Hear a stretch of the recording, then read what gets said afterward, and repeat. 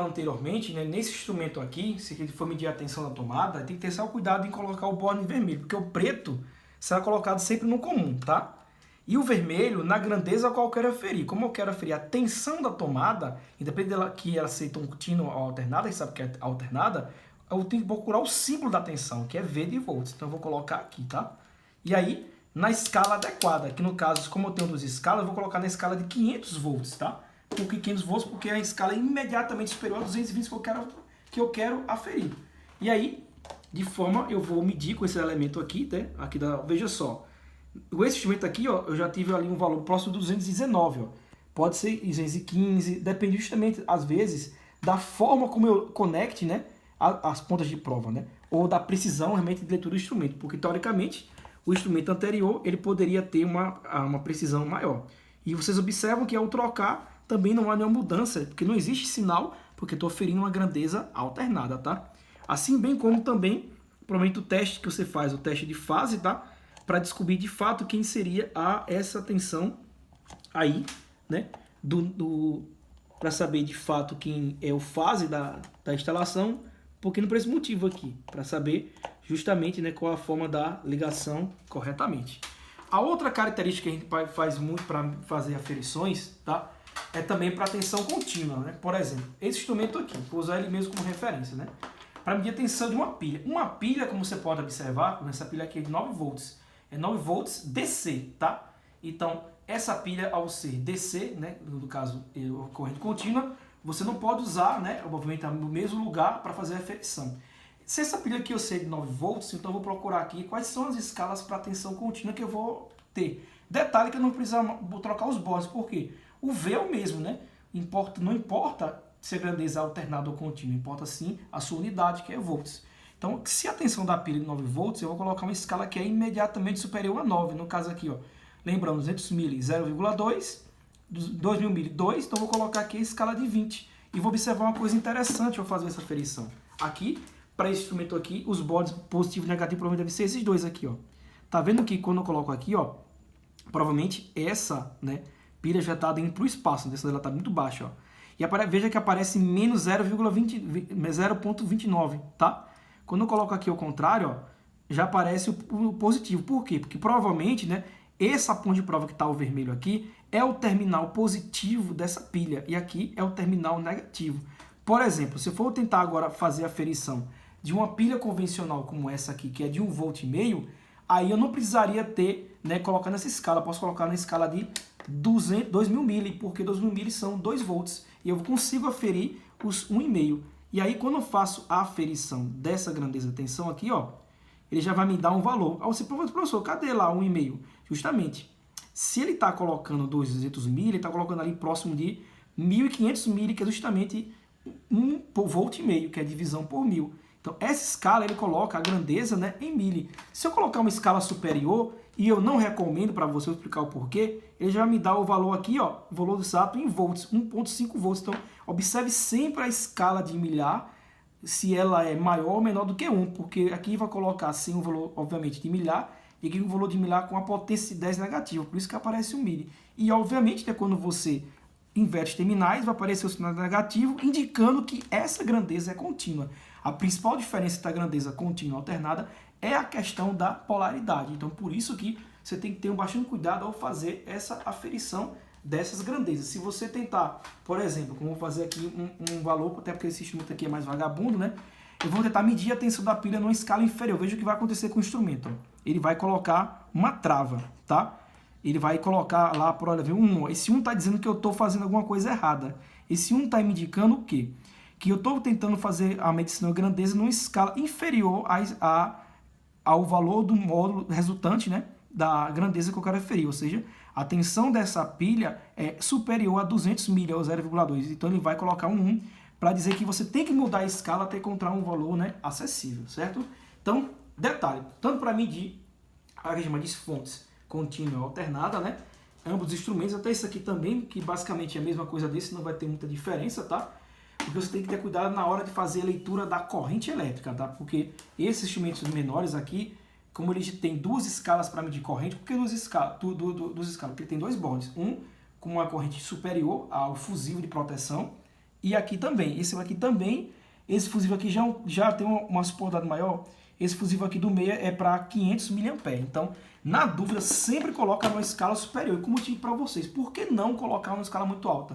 Porque quanto menos você está próximo da escala ideal da medição, mais imprecisa a sua leitura. É interessante sempre que a escala que você quer aferir seja próxima daquilo que você de fato quer.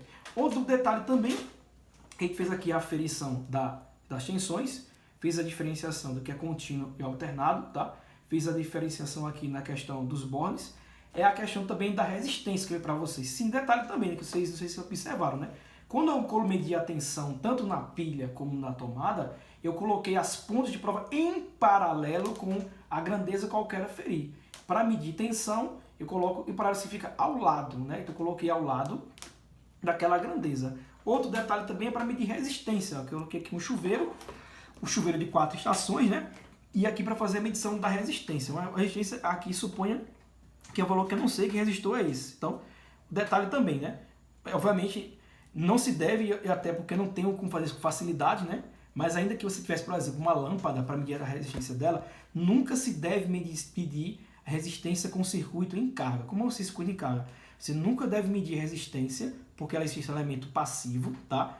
Dissipador de energia com o circuito funcionando. Nunca se mede resistência com a lâmpada ligada. Com ela ligada, eu posso medir tensão ou corrente, jamais a resistência. Por quê? Porque quando você mede a resistência, você troca carga com o instrumento. Então você danifica o aparelho porque ele vai injetar uma corrente elétrica no instrumento, danificando a sua precisão e a sua leitura e provavelmente queimando o aparelho. Nunca deve fazer isso, tá? Você vai danificar o instrumento, certo?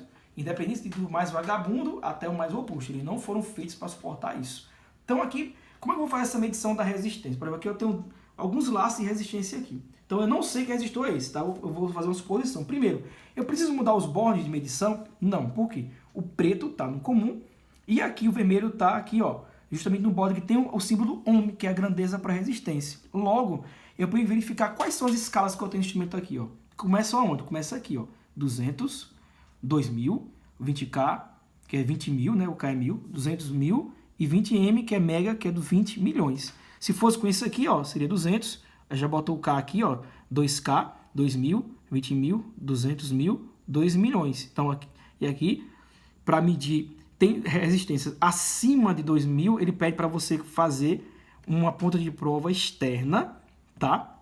Que ele deve mencionar no manual dele como é que obtém essa ponta de prova, para medir resistências maiores do que essa. Já esse daqui, bem parecido com o outro, né? Aqui, ó, 200, 2000, 20 mil, similar a esse pretinho aqui. Então, eu não sei que resistência é essa, tá? Então, eu vou chutar na menor escala aqui, ó, escala de 200. Então, como fazer essa medição, né, dessa resistência? Veja que ele está colocando uma escala porque eu estou com a ponta de provas em aberto, tá? Quando eu coloco aqui, ó, sobre os terminais, ó, aqui observo ó, que essa resistência aqui, ó, é aproximadamente 12, 13 ohms, né? 17. Então, eu estou fazendo o quê? Ó? Aí o resistor está indo daqui para cá. Eu estou colocando o instrumento em paralelo com o resistor. Se eu coloco daqui para cá, ó, ele vai obter um volume maior aqui, ó, de 32, 33. Se eu coloco daqui para cá, ó, eu vou obter um valor aqui de 22, 21, tá? O que eu tenho aqui? Ó? No chuveiro elétrico, como eu falei para vocês, os resistores estão associados num laço para propor o caminho da corrente elétrica, né? Lembrando das posições, quando eu tenho a posição inverno, é aquela posição que eu tenho a menor resistência, para que o banho tenha maior corrente, para que ele seja mais quente. Então, provavelmente, essa menor resistência que eu medi é a do inverno. Quando o banho é mais ameno ou morno, eu tenho uma maior resistência para dificultar a passagem da corrente elétrica, para que eu tenha justamente a maior dificuldade e um banho não tão quente como o banho no inverno. Então, aqui eu posso medir 3 laços de resistência, porque eu tenho aqui 3 terminais, mas sempre eu estou fazendo, né, essa medição em paralelo, né, com o instrumento. Provavelmente aqui, ó, se você observar, ó, 15, daqui para cá ele está colocando aqui com 39, 42, né, e daqui para cá está colocando como 23. É uma associação aqui, provavelmente em série, essas resistores que fazem com que essa variação da resistência altera a temperatura do chuveiro e, consequentemente, né, a corrente elétrica que perpassa, né, na água para poder, via efeito de Joule no resistor, dissipando o calor e converter energia elétrica em energia térmica, fazendo a medida dessa grandeza, tá? Então é bem simples, né, essa medição, tá? Também em paralelo. A questão da corrente elétrica tem que se ter um cuidado, como eu falei para vocês. Por exemplo, tá? Aqui eu estou ligado, acho que com uma bateria de notebook, tá? Nesse computador aqui. Então eu quero fazer uma aferição de corrente elétrica. Muito cuidado, como eu falei para vocês, né? Enfim, aquela fonte do notebook, né? Ela serve como a gente chama, como eu falei para vocês, de um retificador, né? Ela recebe o sinal em corrente elétrica alternada, retifica o sinal, ou seja, converte ele de alternado para contínua, porque os aparelhos eletroeletrônicos que compõem os circuitos do computador funcionam com corrente contínua. Então, se eu quero fazer com esse instrumento aqui uma medição de corrente, tem que fazer na entrada, ou seja, até, né, a ponta do carregador. Após, esse sinal já vai estar, né, em corrente contínua. Então, esse instrumento não serve para medir. Se viria outro, né, que tivesse uma escala, ou aqui, com esses dois, que seria inviável técnico. Por quê? Para medir a corrente elétrica para vocês, eu tenho que medir no par ou no condutor. Eu não consigo fazer isso porque eu não tenho como descascar os condutores aqui, provavelmente de fase neutra, que estão aqui dentro, né, isolados entre si, porque vai ter que estar como zero. E a prova está aqui, ó. Vou fazer uma medição aqui de corrente elétrica, tá? E eu vou colocar aqui, envolver o elemento, ó. Se eu colocar ele aqui, ó, ele vai dar um próximo de zero. Ué, tá errado, professor? Não, não está errado. Por quê? Justamente, aqui ele está detectando a corrente elétrica resultante que perpassa nesse fio. Então, se o computador, por exemplo, solicita 10 amperes da rede, então vão 10 e voltam 10. Então, ele vai chegar a esse somatório como zero. Então, ele não vai medir, obviamente, corrente aqui. Para fazer uma medição de corrente elétrica que tem um valor numérico, eu precisaria ter um condutor para comparar. E, infelizmente, eu não tenho esse condutor aqui, mas eu consigo oferir a corrente facilmente com ele. Então, eu aconselho sempre, quando oferir corrente, não utilizar um multímetro como esse, porque você tem que descascar os fios e abrir o circuito, e sim usar esse instrumento aqui para fazer essa medição que é a mais adequada. Para finalizar a aula prática, né, e as dúvidas você pode tirar provavelmente lá no chat de dúvidas, né, uma grandeza muito importante, que basicamente é uma dor de cabeça para quem trabalha com a parte eletrônica, é o que a gente chama de teste de continuidade, ou seja, muitas vezes a gente não consegue identificar cabos partidos, e com o multímetro você vê isso facilmente, né? Com a maioria dos multímetros, ou todos eles, do mais simples ao mais sofisticado, vai ter um símbolozinho de fosse um bip, né? Ou um volume, tá? O que esse volume significa? É a continuidade, certo? Então, quando esse botão aqui, quando você coloca nesse terminal aqui, no caso aqui não tá, porque a leitura desse cara tem que estar aqui, tá? Então, tá vendo em cima aí? Alguns apitam como esse, ó. Esse apito significa o quê? Que existe uma continuidade, ou seja, que esses cabos do dispositivo... Até um teste para você testar as posições de prova, né? Se ele apitar aqui, significa que não existe curto-circuito ou um circuito aberto entre as pontas de prova, indicando que é contínuo. É um teste básico para verificar se os cabos estão partidos, tá? Por exemplo, ó, se eu fizer esse teste aqui, ó, e colocar aqui só esse cabo daqui para cá, ó, então, como é que eu vou fechar o circuito? Ó? Veja que não fecha, tá vendo? Ó? Ele nem vai apitar. Mas se eu, por exemplo, colocar aqui, tá? Vou tentar fazer aqui essa condição. Ele já vai apitar, tá vendo? Ó? Porque tá dizendo que esse cabo preto aqui, ó, ele não tá partido, tá? Se eu tiro, ó, ele não fecha, é como que ele mandasse um pulso de corrente muito baixo, tá?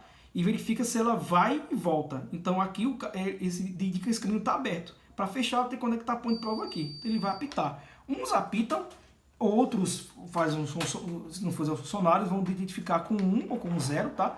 Mas é bem simples esse chamado teste que a gente faz para verificar justamente, né, cabos ou conexões que estão partidas, certo? Então, eu não vou fazer outra medição porque, como eu falei para vocês, eu não tenho em mãos o watímetro, né, que seria basicamente para medir potência elétrica, né?